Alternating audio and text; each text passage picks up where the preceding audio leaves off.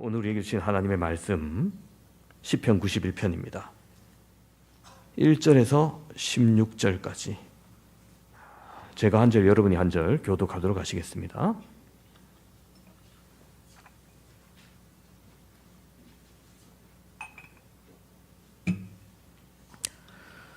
지존자의 은밀한 곳에 거주하며 전능자의 그늘 아래 사는 자여,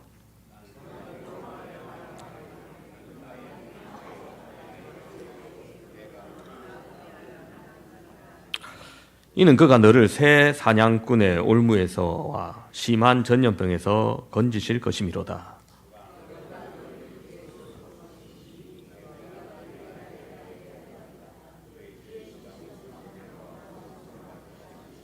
너는 밤에 찾아오는 공포와 낮에 날아드는 화살과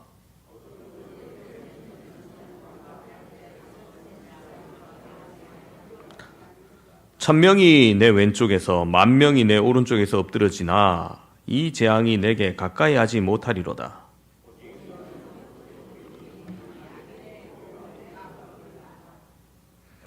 내가 말하기를 여호와는 나의 피난처시라 하고 지존자를 너의 거처로 삼았으므로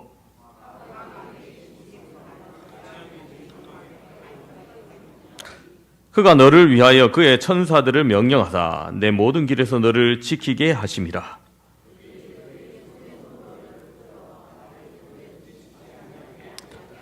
내가 사자와 독사를 밟으며 젊은 사자와 뱀을 발로 누르리로다.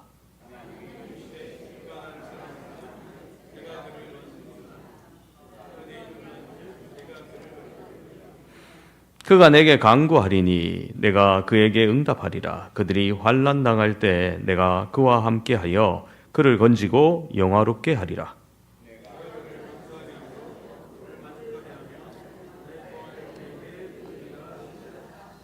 아멘. 요즘 우리는 안전하다라는 말을 쉽게 믿지 못하는 세상이 되었습니다. 과학이 발달했는데도 정보가 넘치는데도 AI가 너무 편의를 주는데도 사람들의 마음은 불안에 떨 때가 있습니다.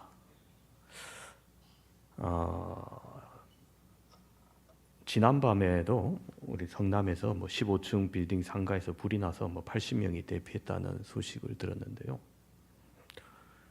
다행히 인명 피해는 없었습니다만 얼마나 놀랬겠습니까? 갑자기 나가라고 하니까. 저도 예전에 상가 3층에서 어느 좀 구석진 점포에서 있다가 같이 있는 사람들이랑 식사 시간이 돼서 밥을 시킨다고 1층에 전화해가지고 1층 식당에서 여기 김치찌개랑 뭐랑 이렇게 시키니까 식당 주인이 저한테 뭐라 하는 거예요. 아니 지금 불이 났는데 무슨 밥이냐고 해서 알고 보니 그 상가 5층에서 불이 난 겁니다. 저랑 저희 주변에 있던 사람들은 아무도 몰랐어요. 근데 안타깝게도 그때는 5층에서 2명이 죽었었습니다, 실제로. 옆에 정말 위험이 있고 사람이 죽는데도 모를 수 있는 게 이 시대죠. 아무리 AI가 발달해도 우리의 삶을 다 예측할 수는 없고 통제되지 않는 위험은 항상 도사리고 있기 때문입니다. 오늘 하나님은 이런 시대를 살아가는 우리에게 시편 91편이라는 아주 분명한 말씀을 주십니다. 이 말씀은 단순한 위로가 아니라 우리가 어디에 거하며 누구를 의지할 것인가에 대한 선언입니다. 1절을 보시면 이렇게 기록되어 있습니다. 지존자의 은밀한 곳에 거주하며 전능자의 그늘 아래 사는 자요. 자, 여러분, 여기서 핵심 단어는 거하는 자입니다. 이 말을 잠깐 생각해 봅시다. 거하는 자라는 것은 잠깐 있다 가는 걸 얘기하는 것이 아닙니다. 그죠? 위기 때만 하나님 앞에 오는 사람, 혹은 필요할 때만 기도하는 사람, 신앙의 삶의 일부가 아니라 옵션으로 와도 그만 안 와도 그만인 사람, 이런 사람을 말하는 게 아닙니다. 거한다는 것은 삶의 중심을 하나님께 둔다는 뜻입니다. 집이란 건 그렇지 않습니까? 늘 돌아가는 곳, 피곤하면 돌아가고 아프면 쉬고 가장 솔직한 모습으로 있는 곳이 집입니다. 시편 기자는 바로 하나님께서 나의 그런 곳이다라고 말하는 겁니다. 2절을 보시면은 나는 여호와를 향하여 말하기를 그는 나의 피난처요 나의 요새요 내가 의뢰하는 하나님이라 하리니. 자, 여러분 여기서 중요한 것은 말하기를입니다. 신앙은 마음속 생각만이 아닙니다. 입으로 고백해야 되는 선언입니다. 상황이 좋아서 고백하는 것이 아니라 상황이 불안하고 앞을 알 수 없어도 고백하는 겁니다. 하나님은 나의 피난처입니다. 여러분 이 고백이 말로 튀어나올 때 우리의 삶의 방향이 바뀌는 겁니다. 그럼 누가 이런 고백을 했을까요? 오늘 시편 위에 성경 위에 보면 여러분 제목이나 지은이가 아무것도 없어요. 무엇에 맞춰 부른 노래도 없고 뭐 다윗의 시, 뭐 고라 자손의 시, 솔로몬, 모세 뭐 이런 사람들의 시라는 제목들이 아무것도 없죠.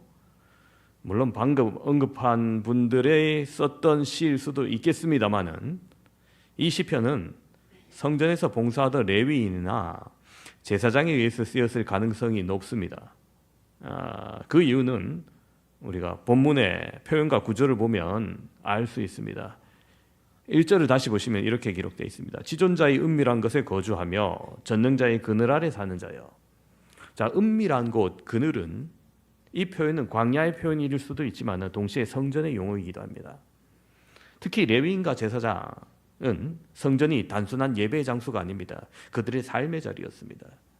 그들은 성전에서 봉사하고 성전에서 지내고 성전 가까이 살아갔습니다.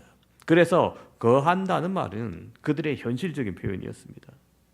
레위인의 하루 일과는 아침에 성전 문을 여는 것으로 시작됩니다.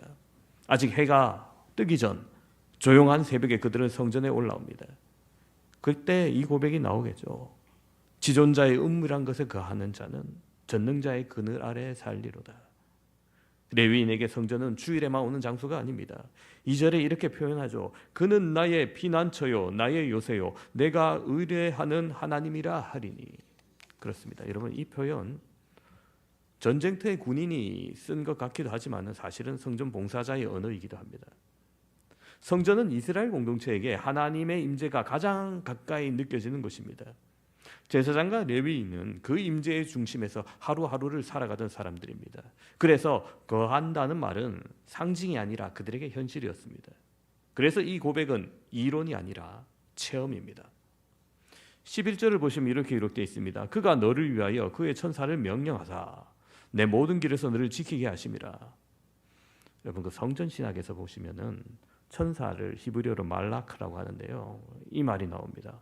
이 구절에. 하나님의 임재를 수행하는 존재입니다. 구약에서 천사들은 종종 성전과 예배 공간을 연결하는 존재들입니다. 그래서 이 표현은 일반 농부나 상인이 쓰기에 너무나 고급진 혹은 낯선 언어인 겁니다. 그들이 적어도 시인은 아닐 거라는 거죠. 하지만 성전 예배의 질서와 상징을 매일 접하던 레위인이나 제사장에게는 아주 자연스러운 언어입니다. 그래서 이 시편은 이후 개인의 묵상이 아니라 공적 예배 문의로 자리 잡게 됩니다.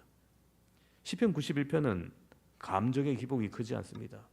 뭐 내가 죽는 것이 낫겠습니다. 뭐 이런 말이 안 나와요.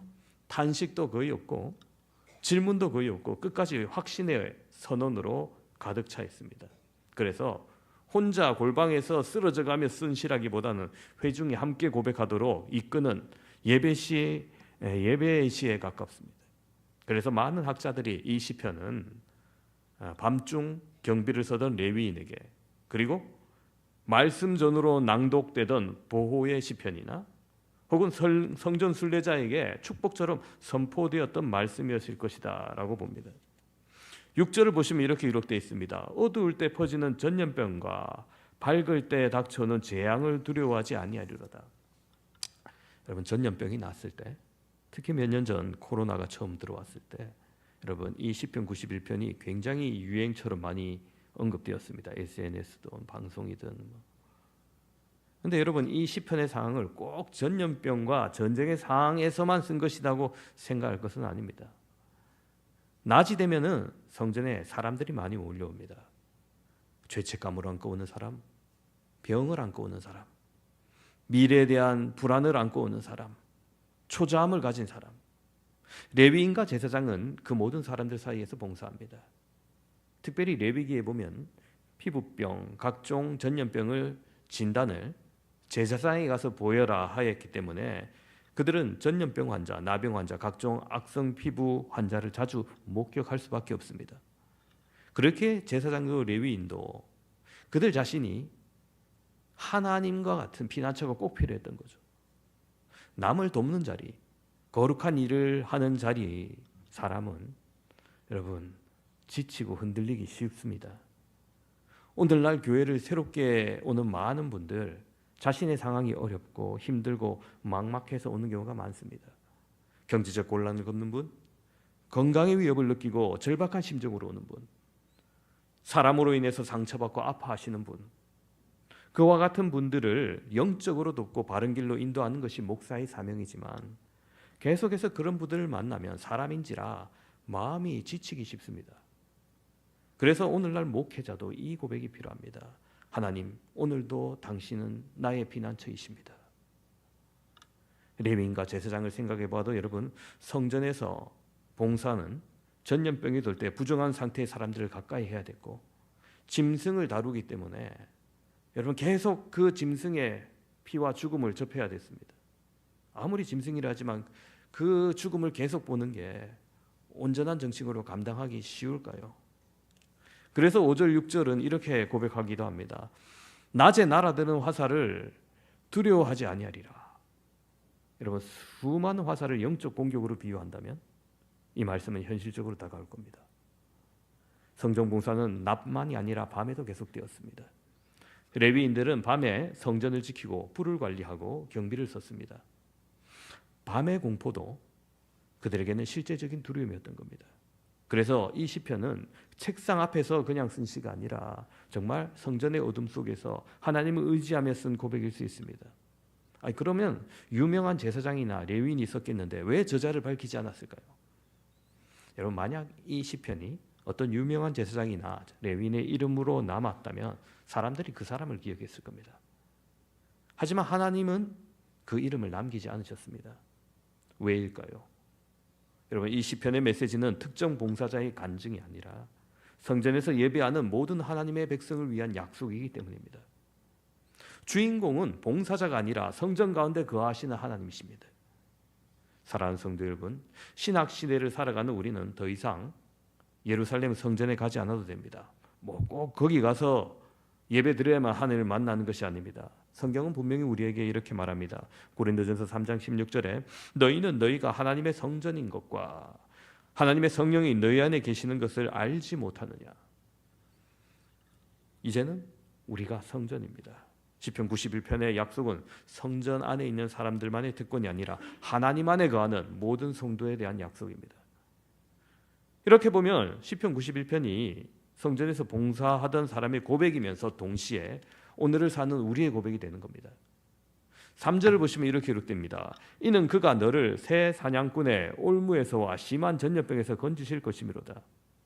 자, 여러분, 이 3절에서 나오는 위험들 공통점이 있죠. 그게 뭐냐면은 바로 잘 보이지 않는다는 위험입니다. 올무는 숨어 있습니다. 눈에 잘 띄면 올무가 아닙니다. 전혀 안 걸립니다. 잘 숨겨야 되죠. 그 기능을 하는 겁니다. 전염병은 역시 보이지 않습니다. 예고 없이 찾아옵니다. 밤의 공포도 시각적으로 보이지 않는 이유가 더욱더 큽니다. 사실 우리가 가장 무서운 것은 문제 자체가 아니라 언제 어떻게 올지 모른다는 불확실성 때문입니다. 그런데 하나님은 이렇게 말씀하시는 겁니다. 4절에 그가 너를 그의 기초로 덮으리니 내가 그의 날개 아래 피하리로다. 여러분, 군사적인 표현이 아니죠. 부모의 품으로 품는 표현입니다. 하나님의 보험은 차갑지 않습니다. 멀지 않습니다. 가장 가까운 곳에서 따뜻하게 감싸는 보호입니다. 다시 6절을 보시면 어두울 때 퍼지는 전염병과 밝을 때 닥쳐오는 재앙을 두려워하지 아니하리로다. 여러분, 여기서 중요한 것은 밤과 낮 모두예요. 밤에는 불안이 커지고 낮에는 현실이 무겁습니다. 그럼에도 하나님은 밤에도 하나님이시고 낮에도 하나님이십니다. 7절을 보시면 이렇게 기록됩니다. 1000명이 내 왼쪽에서 10,000명이 내 오른쪽에서 엎드러지나 이 재앙이 내게 가까이 하지 못하리라. 여러분, 이 말씀은 자칫 잘못 들으면 오해의 소지가 있는데 1000명, 10,000명이 옆에서 쓰러져도 나와는 상관없는 현실 도피가 아닙니다. 쓰러지는 사람과 시인이 있는 곳은 같은 현장, 같은 상황입니다. 하지만 결과가 다릅니다. 왜 그렇습니까? 9절은 그 이유를 이렇게 밝힙니다. 내가 말하기를 여호와는 나의 피난처시라 하고 지존자를 너의 거처로 삼았으므로 그렇습니다. 재앙이 가까이 하지 못하는 이유는 시인이 하나님을 피난처로 그분을 나의 거처로 삼았기 때문에 수많은 사람이 쓰러지고 넘어져도 재앙이 나를 가까이 하지 못한다는 겁니다. 여러분, 신앙은 환경의 변화가 아닙니다. 내 주변이 변하는 것이 아닙니다. 내 주변 환경은 그대로입니다. 하지만 내가 할 수 있는 것은 바로 내 거처를 하나님께 두겠다는 선택인 겁니다. 우리가 하나님을 선택할 때 수많은 사람들이 쓰러지는 현장과 치열한 상황 가운데서도 하나님이 우리를 지키시겠다는 겁니다. 그럼 하나님께서 우리를 어떻게 지키시고 일하실까요? 11절 12절입니다. 그가 너를 위하여 그의 천사를 명령하사 내 모든 길에서 너를 지키게 하심이라. 그들의 손으로 너를 붙들어 발이 돌에 부딪히지 아니하게 하리로다. 자, 여러분, 방금 읽었던 말씀 어디서 본 것 같지 않습니까? 마태복음 4장에 보면 예수님께서 공생의 사역을 시작하려고 하실 때 광야에서 마귀의 시험을 받으러 나간 때가 있죠.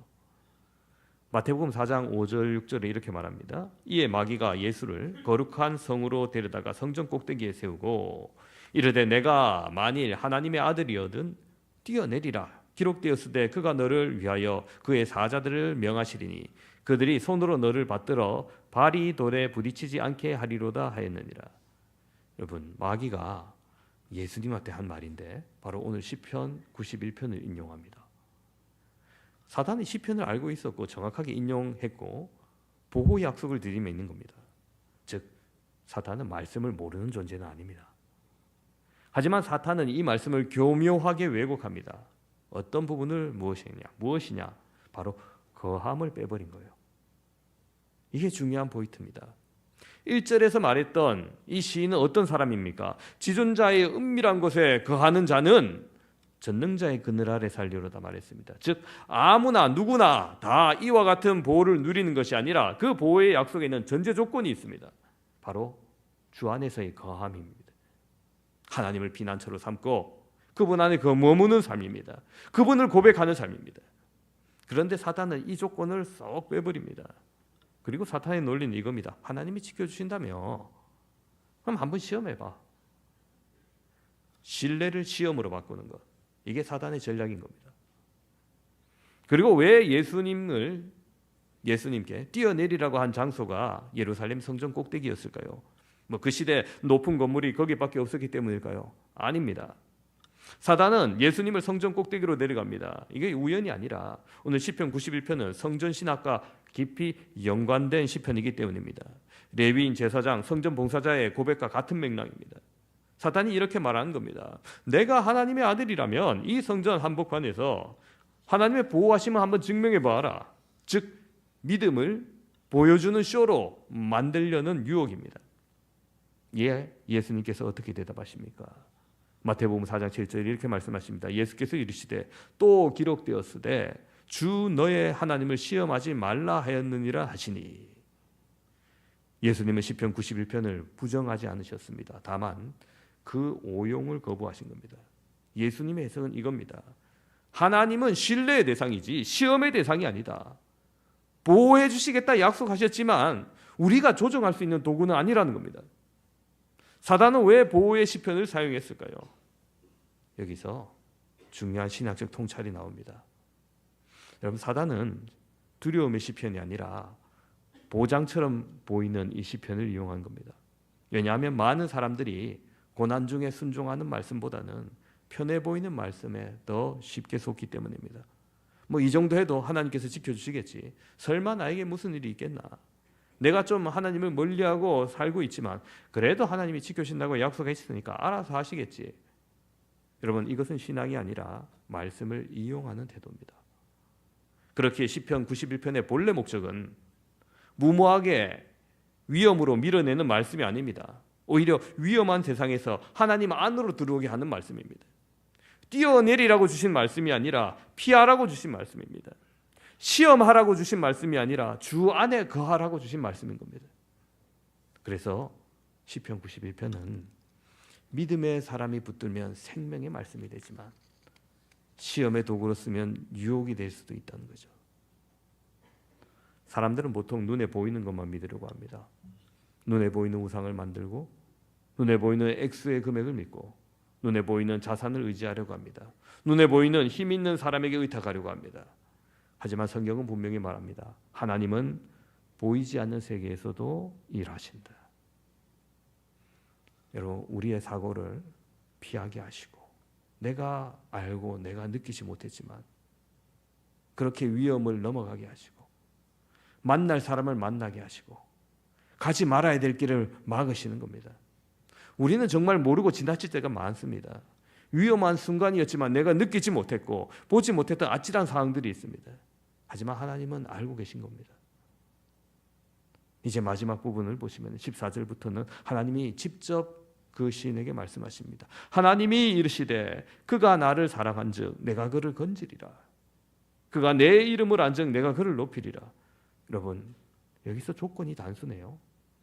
그가 나를 사랑한즉, 그렇습니다. 사랑입니다. 하나님을 사랑하는 겁니다. 하나님께서 원하시는 것은 완벽한 믿음이 아닙니다.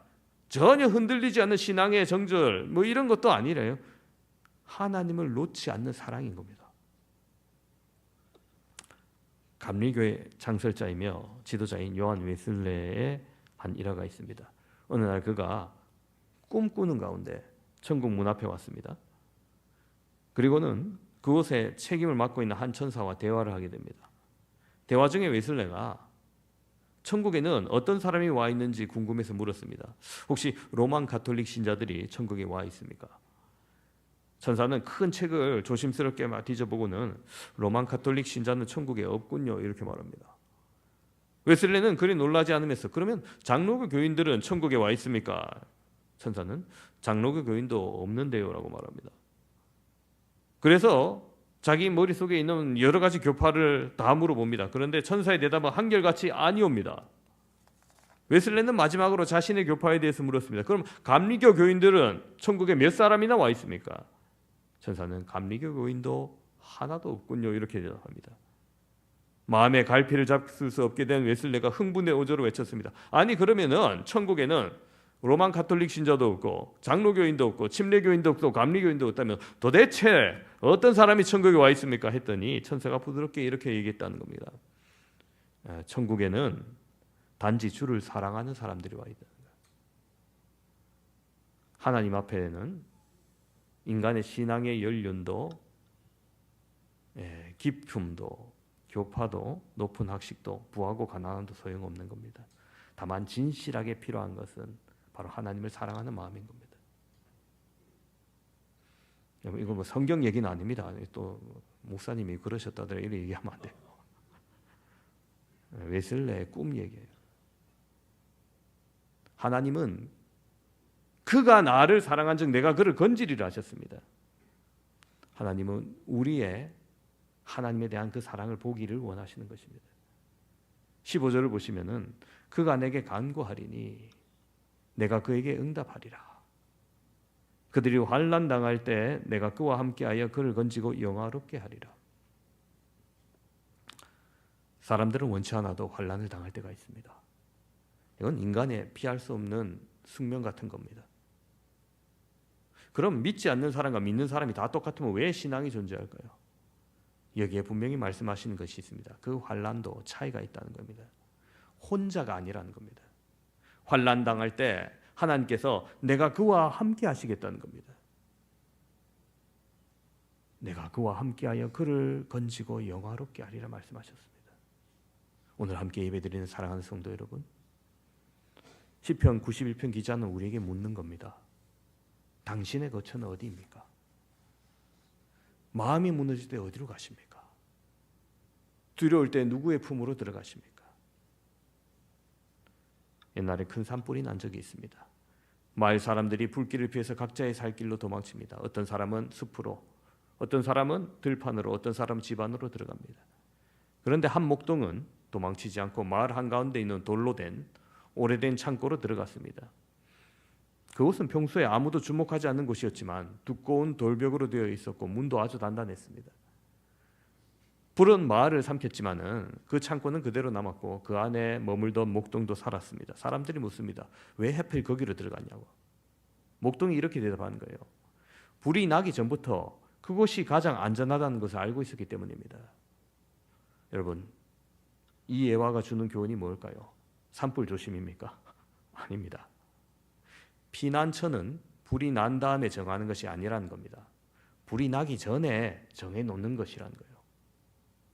시편 91편의 고백이 바로 이겁니다. 그는 나의 피난처요 나의 요새요 내가 의뢰하는 하나님이라. 하나님을 피난처로 미리 정하고 고백하는 사람은 위기가 와도 흔들리지 않는다. 이것이 하나님을 피난처로 고백하는 자의 복인 것입니다. 하나님은 오늘도 우리에게 말씀하십니다. 지존자의 은밀한 곳으로 와라. 내 그늘 아래 가라. 그가 너를 건지실 것입니다. 그가 너를 깃털로 덮으실 것이다. 내가 그를 건지리라. 내가 너와 함께 하겠다. 여러분, 오늘 이 약속을 붙들고 이번 한 주 그리고 남은 우리의 삶을 그 하나님의 따뜻한 날개 아래에서 살아가시는 우리 모든 성도 여러분 되시기를 주님의 이름으로 축원합니다.